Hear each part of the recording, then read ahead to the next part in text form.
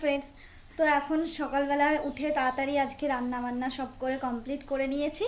তো এখন আমি আর আমার মা যাব আমাদের এখানে একটা পুকুর আছে, সেই পুকুরে কিছু কাঁচা ধোয়া করতে। চলো তোমাদেরকে দেখাই আমাদের এখানে পুকুরটা কেমন। তো পুকুরে চলে এসেছি। তো এটা হচ্ছে আমাদের ক্লাবের মাঠ, আর এই যে এখানে মন্দিরটা ক্লাবের, তো এই মন্দিরটা এখন সংস্করণ চলছে। তো আর এই সাইডে ছিল ক্লাব পার্কটা, তো পার্কটা অন্য সময় তোমাদেরকে দেখাবো। আজকে যেহেতু মায়ের সাথে এসেছি কাচাকুচি করতে, তো এই পুকুরে চলে এসেছি। তো পুকুরে এবার নামবো। তো দূর থেকে জলটা মনে হচ্ছে খুবই কম, কিন্তু নামলে বোঝা যায় জলটা অনেকটাই গভীর।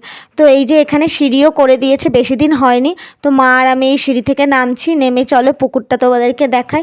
তো এই পুকুরটা দেখো, জলটা কিন্তু প্রথম খুবই পরিষ্কার পরিচ্ছন্ন ছিল। এখন তো সবাই স্নান করে, মানুষ থেকে শুরু করে পশু পাখি সবই স্নান করে এতে।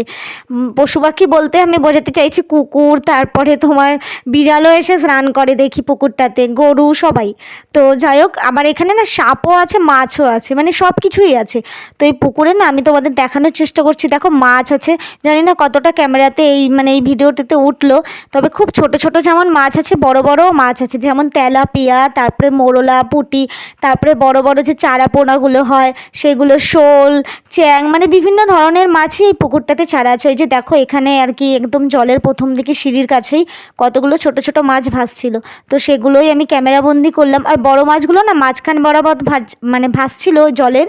তো সেখানে যেহেতু যেতে পারিনি বলে তোমাদেরকে দেখানো হয়নি। তো চলো, এই হচ্ছে পুরো পুকুরটা দেখো।